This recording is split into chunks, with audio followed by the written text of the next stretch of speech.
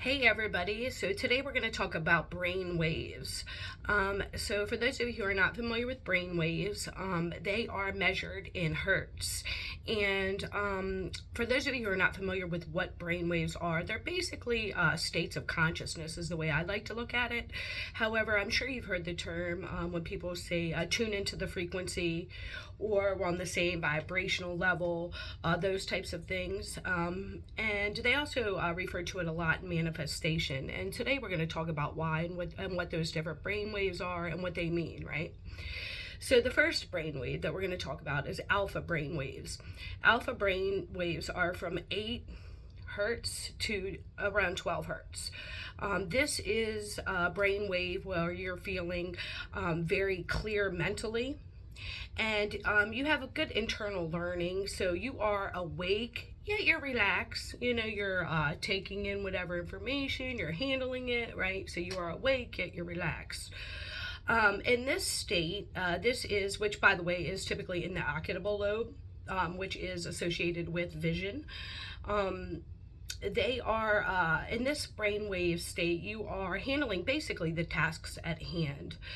During this alpha brainwave, you are producing different chemicals in your brain, such as norepinephrine, which is basically related to your blood pressure and is created in your fight or flight response, as well as beta endorphin. So those are related to and produced in times of stress, as well as exercise, or maybe when we experience pain. All of this in the alpha brainwaves is linked to, again, increased mental awareness and clarity. Next, we have our beta brainwaves, right? Our beta brainwaves are basically when we're in really heightened alert. So we're typically in a fight or flight response. This feeling is related to either being tense, under pressure, fearful, things like that.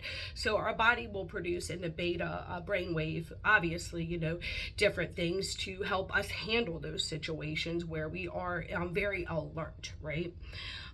These are also linked to things like depression as well as insomnia. In the beta brainwave, it also is linked to helping us learn and understand the world around us. Obviously, when people talk about emotions being linked to memories and cementing those memories, this is why, right? Because they're in the beta brainwave, which is the high alertness. So you're very, very aware of what's going on and you're preparing for things, right? Next, we have our theta brainwaves. Now, theta brainwaves are known for healing. Meditation and hypnosis is linked to this. So you are in extreme relaxation. You're very calm and you're relaxed. All those hormones and different things aren't being produced. There is reduced consciousness. However, you are still aware of what's going on.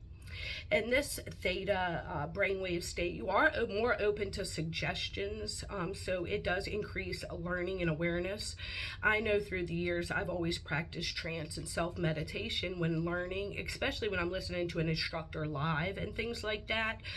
It's as simple as focusing on the dot behind their head and just really, really focusing on that dot till they start to disappear. But yet everything that they're talking about, your mind is actually open to those suggestions and going to retain that information better.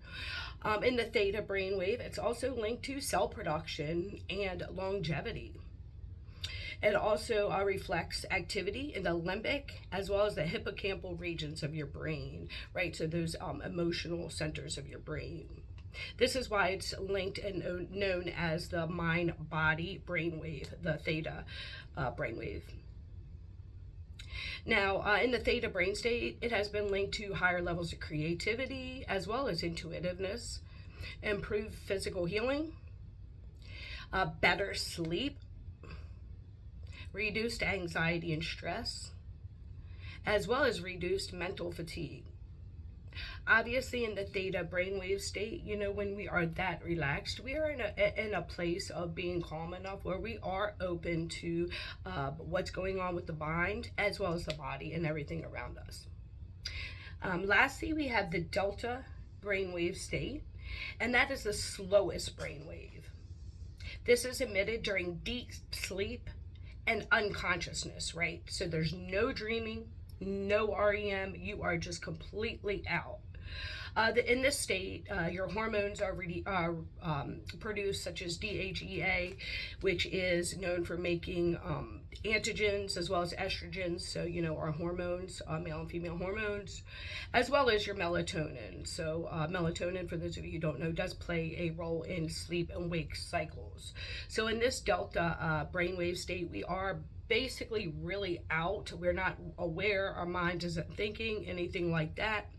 And in this state, your pituitary gland is activated, and HGH, human growth hormone, is produced. And for those of you who don't know this, HGH hormone is related to better bone density, better skin, better cartilage, as well as better joints. So it is really actually healing our body when we are in this delta sleep or brainwave state. Also, in this delta state, you're not moving, and there is a very low arousal. Lastly, we're going to talk about the gamma brainwave. Gamma brainwave is basically we are fully awake, right? So this is where we are, very awake, very aware of what's going on. We have, in this brainwave, we have intense learning, as well as we're able to form memories, ideas, and we process a lot of different information. In the gamma brainwave, it does stop when we're in deep sleep. However, the moment we awake and we start to become conscious again, our gamma brainwaves are then activated again. This gamma brainwaves are related to high intelligence, self-control, and a greater feeling of natural happiness, right? As well as increased awareness through your senses. So when we think about all these different brain waves and states, and when people talk about vibing and tuning into the frequency and things like that, it's important for us as humans, that we go through all of these, because our bodies do need all of these, just maybe not all the time. This is where people with a lot of trauma and things like that, they had that overactivated stress response system. That overactivated stress response system does keep them, in a state where they are in that heightened alert and awareness, or in that fight or flight. So whether that is alpha or beta brainwave states, it's good when you're in danger. However, it's not good when you're not in danger. That's why it's so important to address those triggers and get back that mind-body connection that can only come through meditation. So, understanding these facts and everything, I've been fascinated with hypnosis in general. I never realized that basically hypnosis and meditation are the same thing.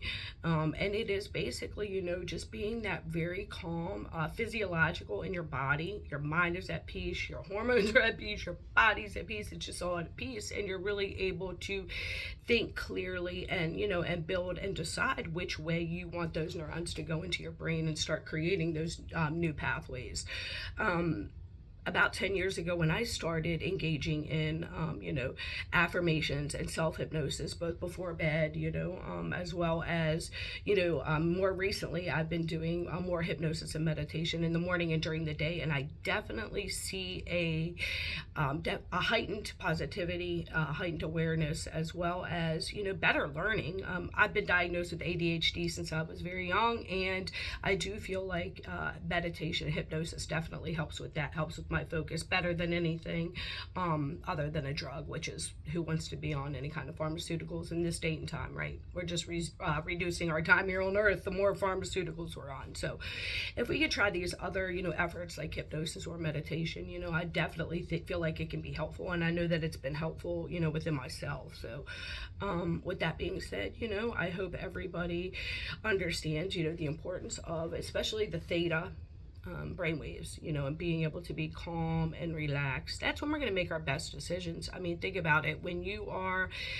faced with trials, tribulations, fear, maybe lose a job, a death, whatever it may be, a car accident, we're in that fight or flight response, and our hormones are set to get us the hell out of there, not to think clearly, right? So these are things to consider, and just know that science is an awesome thing. I know I always say this, I also believe just as much in spirituality and transcendence. So I think it's both edges of the same sword, and they need to work together.